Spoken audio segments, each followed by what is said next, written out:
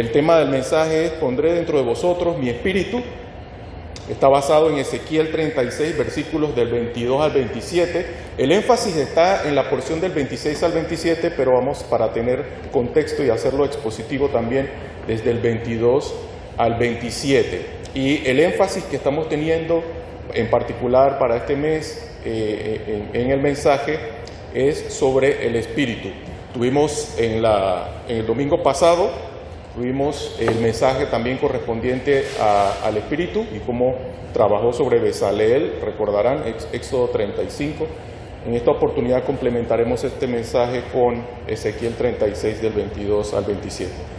Dice la palabra del Señor de la siguiente manera: por tanto, di a la casa de Israel, así ha dicho Jehová el Señor, no lo hago por vosotros, oh casa de Israel, sino por causa de mi santo nombre, el cual profanasteis vosotros entre las naciones a donde habéis llegado. Y santificaré mi grande nombre profanado entre las naciones, el cual profanasteis vosotros en medio de ellas. Y sabrán las naciones que yo soy Jehová, dice Jehová el Señor, cuando sea santificado en vosotros delante de sus ojos. Y yo os tomaré de las naciones, y os recogeré de todas las tierras, y os traeré a vuestro país. Esparciré sobre vosotros agua limpia, y seréis limpiados de todas vuestras inmundicias, y de todos vuestros ídolos os limpiaré todos. Os daré corazón nuevo, y pondré espíritu nuevo dentro de vosotros, y quitaré de vuestra carne el corazón de piedra, y os daré un corazón de carne, y pondré dentro de vosotros mi espíritu, y haré que andéis en mis estatutos, y guardéis mis preceptos, y los pongáis por obra. Amén. Que el Señor añada bendición a su palabra esta mañana, basada en Ezequiel 36, versículos del 22 al 27. Amado Dios, te damos gracias, la honra y la gloria sean para ti, Señor. Gracias porque nos has dado tu palabra misma que nos da revelación de ti, Señor. Nos da revelación de ti, de tu maravilloso plan que has concebido desde la eternidad, Señor. Nos has dado un Hijo que es un modelo para nosotros, Señor, y que ha sido sacrificado, Señor, de forma vicaria, Señor, también por el Espíritu, que nos transforma, nos une a Cristo, Señor, nos moldea al carácter de Cristo como es complacencia para ti, Señor, como es de agrado para ti. Te pedimos, Señor, que en este momento atesoremos la palabra que tú nos has de traer desde este momento, Señor, que no ponga yo criterio alguno de mi parte en ella, Señor, sino que sea tu palabra aquí fluyendo a través de este lugar, penetrando lo más profundo del corazón de los hermanos y que cada uno aplique la misma en su vida y la proclame al salir de este lugar. Toda honra y toda gloria te damos en nombre de tu Hijo amado, nuestro Señor Jesucristo. Amén. Muy bien, hermanos. El profeta Ezequiel fue uno de los sacerdotes y profetas llevados cautivos a Babilonia durante el exilio del reino de Judá. Recordarán ese pasaje donde son llevados cautivos a Babilonia y entre ellos estaba el profeta Ezequiel. Eso fue aproximadamente en el siglo VI a.C. El ministerio de Ezequiel se desarrolló entre un pueblo que había experimentado el juicio de Dios por causa de su pecado, idolatría y rebelión continua contra Jehová. Jerusalén había sido destruida, el templo arruinado y gran parte del pueblo estaba disperso entre las naciones. Este mensaje que hemos leído fue dirigido primeramente a la casa de Israel, quienes habían quebrantado el pacto dado por Dios por medio de Moisés y habían profanado el nombre de Jehová delante de las naciones paganas. Imagínense, el pueblo de Jehová que tenía este pueblo por Dios, pero este pueblo derrotado, profanando el nombre de Jehová delante de las naciones, y por la cual ellos eran después sometidos como cautivos. Aunque Israel conocía la ley y los mandamientos, su problema seguía siendo un corazón endurecido e inclinado a la desobediencia. conocían de primera mano el poder de Dios, tenían los mandamientos dados en el pacto antiguo, pero tenían un corazón endurecido y no proclive a la observancia de esos mandamientos que reflejaban el carácter de Dios. En medio de esa condición espiritual, Dios revela por medio de Ezequiel cómo sería la obra interna que haría en su pueblo. Esa restauración incluiría no solamente bendición externa, sino una obra profunda y espiritual realizada por Dios mismo en el interior del hombre. ¿Qué necesita, hermanos, el hombre para vivir realmente en obediencia delante de Dios? ¿Qué necesita realmente el hombre? Pregunta de reflexión. Para vivir realmente en obediencia delante de Dios. ¿Por qué, aun conociendo la voluntad de Dios, sigue luchando para obedecerle? Como les decía, el domingo pasado vimos en Éxodo 35 el mensaje con énfasis en la obra del Espíritu, en particular en ese caso, capacitando a Bezalel para servir en la obra del tabernáculo, haciendo énfasis en la obra del Espíritu de Dios para el servicio. Pero en este mensaje veremos un complemento aún un poco más profundo, mucho más profundo. No solamente hombres capacitados para trabajar, sino hombres en quienes Dios realiza una obra interna para vivir en conformidad delante de Él, para vivir en la conformidad de su voluntad delante de Él. Veremos entonces al Espíritu no solamente capacitando al hombre para servirle, sino al hombre transformado interiormente para vivir en conformidad a su voluntad delante de Él. Así que a través de este pasaje veremos cómo Dios obra por causa de su nombre. Vamos a verlo en 3 puntos principales de manera expositiva. Cómo Él obra a causa de su nombre, cómo Él limpia y cambia el corazón del hombre y cómo su Espíritu Él lo pone dentro de nosotros y produce una vida de obediencia. Primeramente vamos a ver entonces, de acuerdo a lo que hemos propuesto como encabezados de este bosquejo, el primer punto que titulamos La obra de Dios es para su gloria. La obra de Dios es para su gloria. Y tenemos base de ello en los versos 22 al 23. Si ustedes se fijan en el pasaje que acabamos de leer, versos 22 y 23, que pueden seguirlo de sus Biblias en sus puestos, el pasaje comienza con una declaración directa de Dios hacia la casa de Israel. Directo y sin escala, dice allí: no lo hago por vosotros,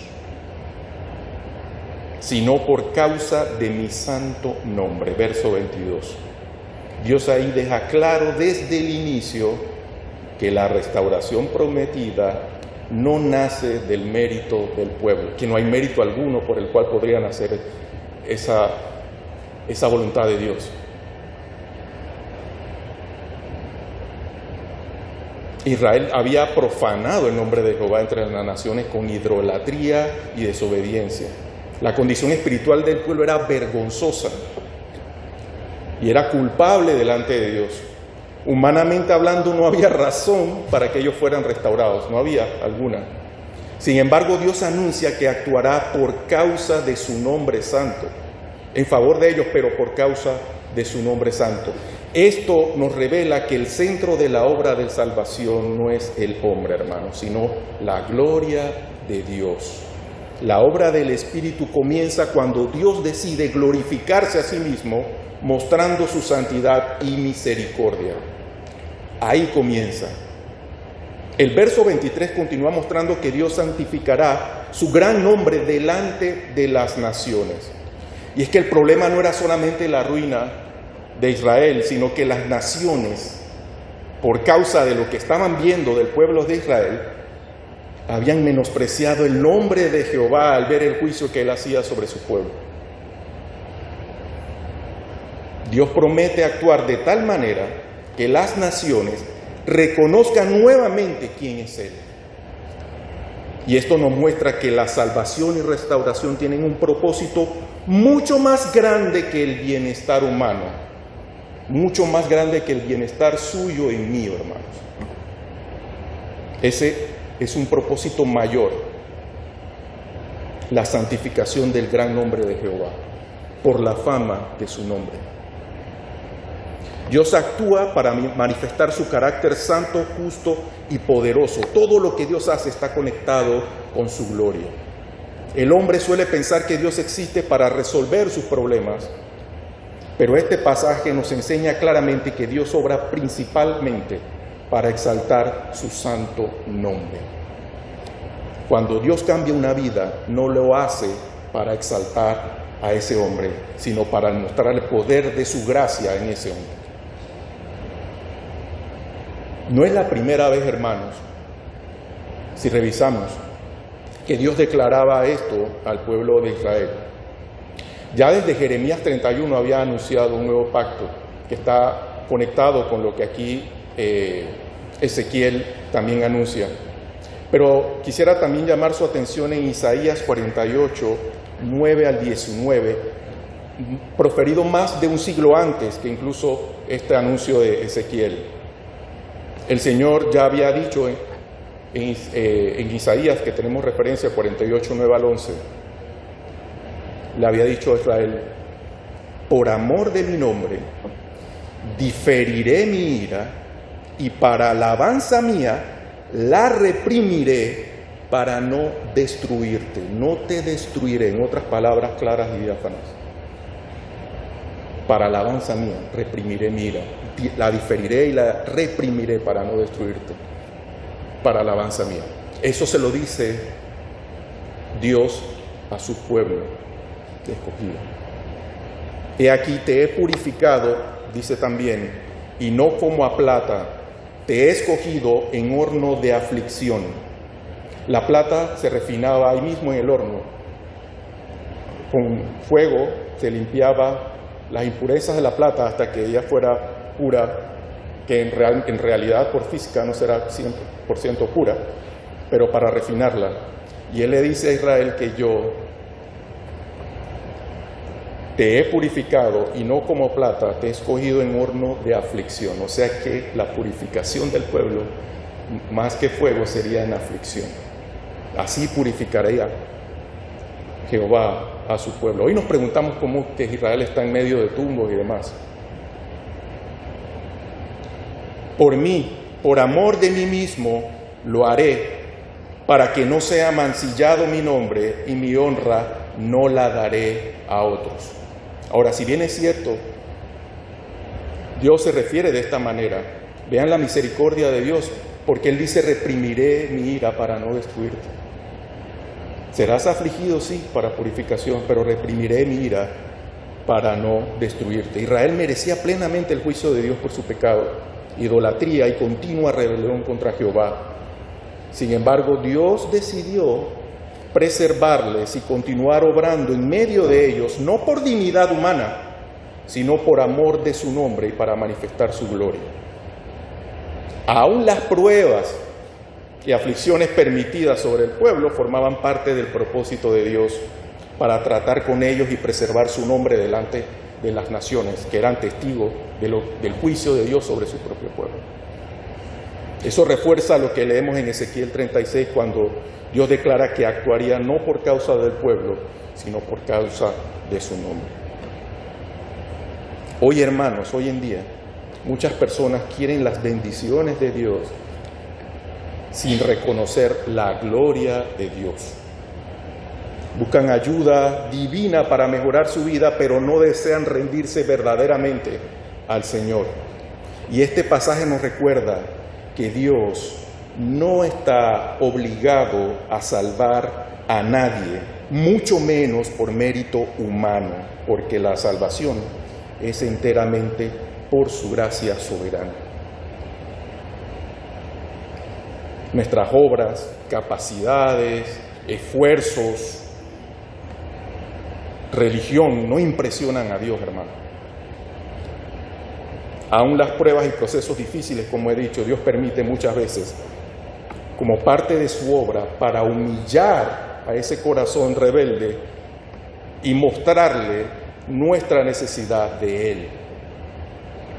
El mensaje del domingo anterior nos mostró a Bezaleel lleno del Espíritu para servir en el tabernáculo, pero aquí vemos algo más profundo. Dios no solo quiere capacitar manos para trabajar, para mostrar obras externas, sino también quiere renovar corazones para vivir en obediencia. No es una obra solamente del exterior para testimonio, sino que debe venir con una transformación desde el interior para que el hombre viva delante de Él en obediencia. La salvación no comienza con el hombre buscando a Dios, sino con Dios obrando para glorificar su nombre, y eso lo debemos tener claro. Sé que es conflictivo quizás para nosotros ese concepto, porque por nuestra naturaleza nosotros siempre tendemos a ponernos en el centro del plan, pero no somos el centro del plan, hermano. El fundamento no está en nosotros, Dios está en el centro y se cumple su propósito eterno, su gloria está en el centro. Podemos incluso llegar a pensar muchas veces, y esto lo digo con todo temor y temblor, pidiendo a Dios que me dé las palabras para expresarme de la manera correcta y ser entendido correctamente.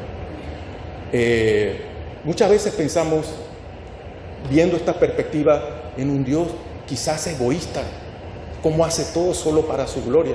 ¿Es que acaso no hemos aprendido o no nos dice la palabra que nos ama? Mire, hermano, Dios vivía plenamente desde la eternidad en satisfacción, en comunión con el Hijo y el Espíritu. No necesitaba creación para plenitud. No necesitaba de ello, pero Él le plació, hermanos, crear y poder compartir con su creación lo que más valor tiene para Él, algo por lo cual Él tiene un celo infinito. ¿Qué hace usted cuando ama a alguien? Ese objeto de su amor, usted le guarda o le reserva lo que más valor tiene para usted porque le ama y se lo reserva incondicionalmente. Usted tiene hijos, quizás usted tenía proyectos de vida, pero cuando tiene ese hijo, toda esa prioridad cambia. Hasta su vida, que es lo más preciado que tiene, da por ese hijo. Dios nos dio a nosotros, a su creación, Él le plació crear para darle a esa creación lo más valioso que Él tenía. Algo por lo cual tiene un celo infinito, la contemplación de lo más valioso para Él, que es Él mismo. No hay nada más excelso que Él, no hay nada más excelso que la manifestación de su gloria. Imagínese usted lo más delicioso que usted pueda haber probado en su vida, el paisaje más bonito que haya visto. Nada de eso se compara a lo excelso que es la manifestación de la gloria de Dios. Y a Él le plació que su creación pudiera complacerse en la contemplación de su propia gloria. Dios tiene un amor infinito por Él mismo porque Él es lo más excelso que pueda existir. Y cuando usted pone algo, un deleite en algo, más allá de Dios, usted está diciendo, tú no me complaces. Y Él te creó para esa contemplación, te ama de la manera que te ha creado con ese propósito sin tener necesidad de hacerlo, para que tú puedas deleitarte en esa contemplación, pero decimos, no me deleito en ti. ¿Qué hace usted cuando hace un dulce y se le quema? O un dibujo le sale mal, no cumple el propósito para el cual usted lo creó. Lo destruye, hermano. Y aquel que no se complazca en la gloria de Dios será preparado para destrucción. Los ángeles que fueron rebeldes no tuvieron una misericordia, no la tienen la misericordia de Dios, y ellos están de su rebeldía preparados para condenación, están condenados. Pero al hombre incluso, del hombre incluso tuvo misericordia, de la cual usted respira cada día y tiene la oportunidad de venir de arrepentimiento. Entonces, ¿nos ama Dios o no nos ama? Claro que nos ama, pero el fundamento es su gloria, para la manifestación de su gloria. Eso no es, una cosa no es conflictiva con la otra. He escuchado muchas veces mensajes que dicen, pero es que Dios envió a su Hijo a morir por mí porque Él me ama tal como soy. Él muere por mí porque tal como soy me ama. No, la única persona que Dios ama tal como es a Cristo. y tuvo que enviar a su Hijo en sacrificio para que por medio de la obra transformadora de su Espíritu, nosotros vengamos a dejar de ser como somos, seamos nueva criatura y seamos conforme a como Él es, no tal como somos. Debemos dejar de ponernos en el centro del plan y entender esta relación que debemos tener con Dios, este concepto. En la medida que usted entienda este concepto, tendrá una mejor relación con Dios, podrá orar correctamente porque sabrá pedir correctamente. Y entenderá muchas veces el propósito de Dios en situaciones aún las más difíciles que nos cuestan entender. Como dije, la salvación no comienza con el hombre buscando a Dios, sino con Dios obrando para glorificar su nombre. ¿Está tu vida, hermano, trayendo gloria al nombre de Dios o tú continúas viviendo para ti mismo? Habiendo tenido este contexto del pasaje, antes de llegar al fundamento de lo que es la obra del Espíritu en el interior, y que era muy relevante poder iniciar con el contexto de que toda obra de Dios tiene como fundamento su gloria, la manifestación de su santa gloria, la santificación de su nombre. Veamos ahora cómo Dios limpia y da un nuevo corazón al hombre caído. Y eso lo vemos en versos 25 al 26. Si ustedes siguen la lectura, ahí ustedes pueden ver que Dios continúa su promesa diciendo a Israel: esparciré sobre vosotros agua limpia y seréis limpiados. Eso está en el 25. Ahí el lenguaje apunta a una purificación espiritual que Dios mismo realizaría. Israel estaba contaminado por sus pecados de idolatría y necesitaba algo más profundo que ceremonias externas. El problema del pueblo no era solamente político o nacional, sino espiritual. Dios promete limpiarlo de todas sus inmundicias, y ese es el término que usa, y de todos sus ídolos, todo lo que ellos pusieran delante de Él como contemplación. Esto muestra que la obra del Espíritu incluye limpieza del pecado, separación de aquello que ocupa el lugar de Dios en el corazón también. Ningún hombre puede limpiarse a sí mismo delante de Dios. La purificación verdadera viene únicamente por la obra divina, de la cual desde el interior hace el Espíritu en nuestras vidas. Ahí vemos que luego Dios declara en el verso 26, os daré corazón nuevo. El corazón de piedra, por el contrario, porque vamos a ver que será reemplazado, representa dureza, rebeldía e insensibilidad espiritual. Todos, hermanos, no solo Israel, todos nacemos en esa condición. Todos nacemos en esa condición. Insensibilidad espiritual, rebeldía, desobediencia. Israel había escuchado la palabra de Dios muchas veces, había visto el poder, cómo les había salvado en innumerables ocasiones, pero continuaba endurecido en su pecado. Dios no promete reparar el corazón viejo, sino reemplazarlo completamente, nuevo, regenerado. El nuevo corazón habla de una disposición diferente hacia Dios y su voluntad. Ahora habría sensibilidad espiritual y el deseo de obedecer. Así que la obra del Espíritu, como vemos aquí, no produce solamente cambios externos, sino una vida interior nueva desde donde antes había dureza y resistencia contra Dios. Muchos levantaban el puño. Un ejemplo muy conocido de esta obra que nosotros sabemos y vemos en las diferentes enseñanzas, y de pequeños vemos en la historia de Saulo de Tarso, de Pablo, en Hechos 9, por ejemplo. Él perseguía a la iglesia, lanzaba amenazas contra los creyentes. Su corazón estaba endurecido y lleno de odio hacia Cristo. Sin embargo, cuando el Señor se le aparece camino a Damasco, todo cambia abruptamente. El hombre que antes perseguía ahora comienza a predicar a Cristo. No simplemente modificó algunas conductas de Pablo, produjo una vida completamente distinta. Lo que antes amaba, ahora rechazaba. y lo que antes despreciaba, ahora lo proclamaba. Esa es la clase de obra interna que solo Dios puede hacer por medio del Espíritu en el interior del hombre. Muchos de nosotros quizás hemos podido ver el testimonio de personas y pensamos, esta es una persona distinta, ¿qué ocurrió ahí? Solo el Santo Espíritu de Dios trabajando desde el interior puede lograr tal obra. Dios no solo quiere cambiar lo que haces, hermano, Él quiere darte un corazón nuevo delante de Él. No basta tener apariencia de espiritualidad, de religiosidad. Es necesario nacer de nuevo delante de Dios. Nosotros podemos venir, mucha gente puede venir y aprender el lenguaje cristiano, aprender cristianés, como alguien una vez me decía.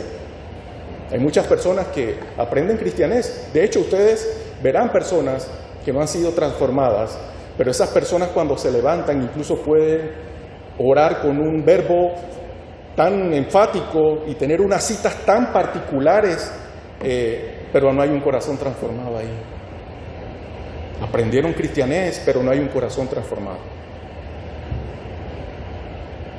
La pregunta no es si conoces cosas de Dios, sino si tu corazón realmente está siendo rendido y moldeado por Él.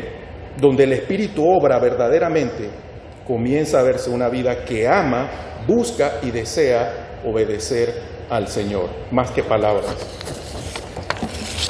Finalmente, hermanos, en el tercer punto, después de haber visto la limpieza y renovación del corazón, viene la porción central del mensaje, que es la presencia misma del Espíritu en el creyente. La presencia misma del Espíritu en el creyente. El Espíritu de Dios en nosotros produce obediencia. Y eso lo vemos en el verso 27. Ahí puntualmente ustedes lo pueden ver. Dice, pondré dentro de vosotros mi Espíritu, en el verso 27. Y esa es una promesa extraordinaria, porque muestra una obra mucho más profunda que la que se había visto en el transcurrir del Antiguo Testamento, donde el Espíritu venía sobre las personas. Ahora mora en la persona. Hermanos, si usted no se había dado cuenta, en usted mora una deidad que le capacita. ¿Cómo es eso posible? Dios puede hacerlo. Antes de Ezequiel ya había hombres como Bezalel, llenos del Espíritu para tareas específicas. Allí en Éxodo 35 vemos que el Espíritu lo capacitaba manos para, por ejemplo, construir instrumentos para el tabernáculo. Pero aquí Dios promete algo mayor en este punto. Su Espíritu dentro del hombre. Ya no se trata solamente de capacidad externa, sino de una obra interna y permanente. Dios promete morar de esta manera tan especial en medio de su pueblo, y que esa presencia divina en efecto producirá un cambio verdadero en la vida del hombre. El verso continúa allí diciendo, y haré que andéis en mis estatutos. Dios no solo manda a obedecer, también capacita para obediencia.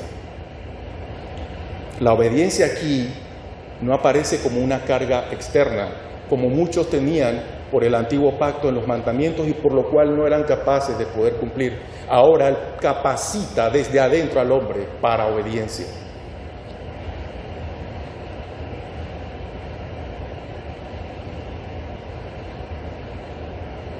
Por eso, hermanos, el resultado de una vida que busca agradar a Dios y guardar sus caminos es ese.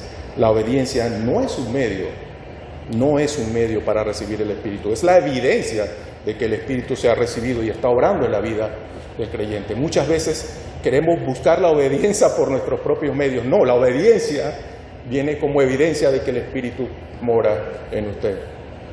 Y eso se ve claramente, podemos verlo también, por ejemplo, en el libro de Hechos, en el inicio de la iglesia.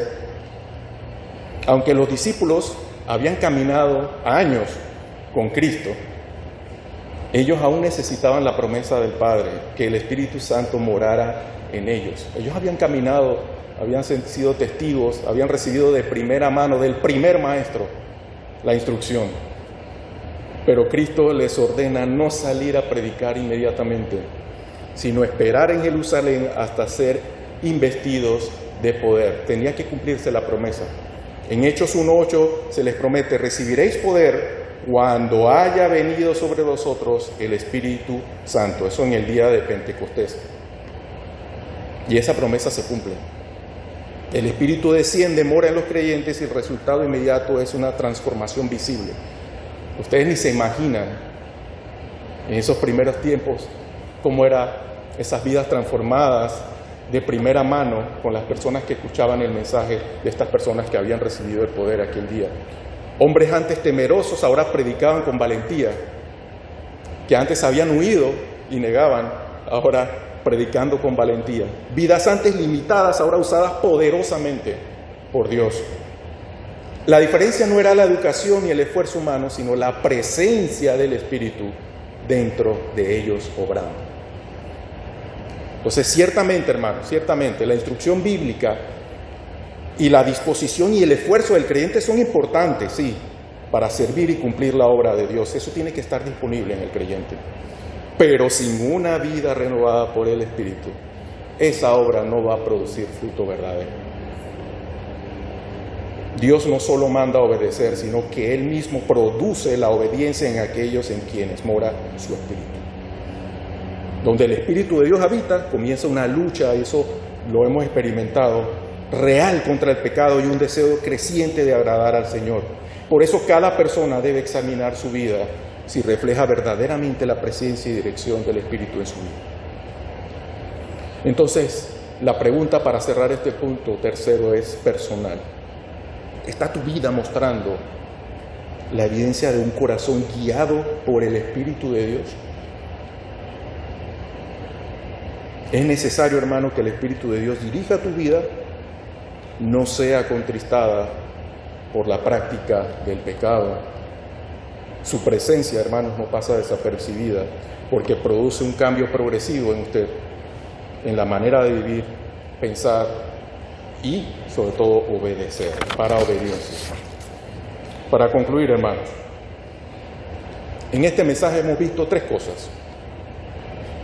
Dios obra para su gloria y no por el mérito del hombre, primeramente.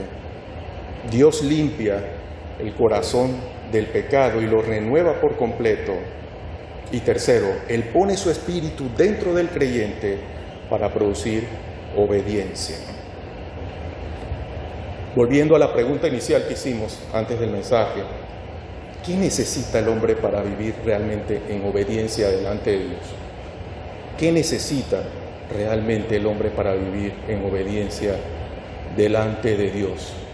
Y con este mensaje podemos decir que el hombre solo puede vivir en verdadera obediencia delante de Dios cuando Dios mismo, por su Espíritu, le da un nuevo corazón y produce en él una vida transformada para su gloria. Necesita ser transformado por la obra de Dios mismo para que tú puedas delante de Él ser conforme a su voluntad y vivir en obediencia. Ahora, es importante, también cerrando este mensaje, que esta promesa que hemos visto en Ezequiel será cumplida plenamente en el pueblo de Israel. Cuando Dios restaura su nación conforme a su pacto, limpiándolos, dándoles un nuevo corazón en el tiempo señalado por Él. Él va a ser glorificado al mostrar su fidelidad, restaurando a Israel delante de las naciones, en el momento designado por Él. Y en cuanto a los que no pertenecen a Israel, donde nos incluimos, esta misma obra se aplica en Cristo a todo aquel que cree, sin distinción de raza o nación. Todo el que viene a Jesús recibe perdón, un nuevo corazón y el Espíritu Santo. Así tanto judíos como gentiles son alcanzados por la gracia de Dios en el nuevo pacto, cuyo inaugurador, para decirlo de alguna manera, es Cristo y está sellado con su sangre. Así mismo dice la palabra. Entonces, Iglesia Bautista La Boca, si Dios ha puesto su espíritu dentro de cada uno de nosotros como creyentes que conformamos un solo cuerpo con Cristo como cabeza, ese mismo espíritu forma y sostiene nuestra unidad.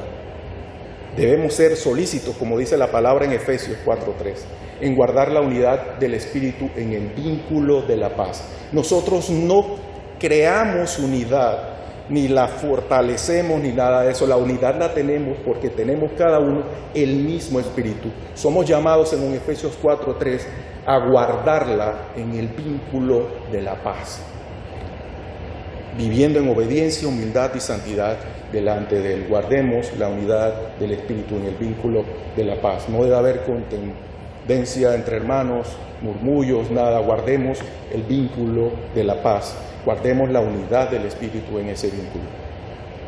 Y para cerrar con un pasaje final, en 2 Corintios 3:3, dice: siendo manifiestos que sois carta de Cristo, escrita no con tinta, sino con el Espíritu del Dios vivo, no en tablas de piedra, sino en tablas de carne del corazón. En aquella época los maestros incluso debían llevar cartas de referencia para que fueran validadas delante de las iglesias. Tenían que llevar cartas de puño y letra delante de las iglesias para ser validadas. A Pablo mismo, el ministerio de Pablo era puesto muchas veces en cuestión. Y había que llevar cartas, pero él le dice a los corintios: pero todo aquel que es transformado, ustedes son carta viva, ustedes son carta abierta, evidencia de la obra del Espíritu en ustedes. Y su carta está escrita en tinta del Espíritu, no en tablas como en el antiguo pacto, sino en tablas de piedra, sino en tablas de un corazón de carne. Somos nosotros también, hermanos, evidencia clara y visible, como carta abierta, según habla Pablo aquí a los corintios, hermanos. Esa es también una reflexión para nosotros como iglesia. Y Maranata, hermanos, que Dios les bendiga. Cristo viene pronto.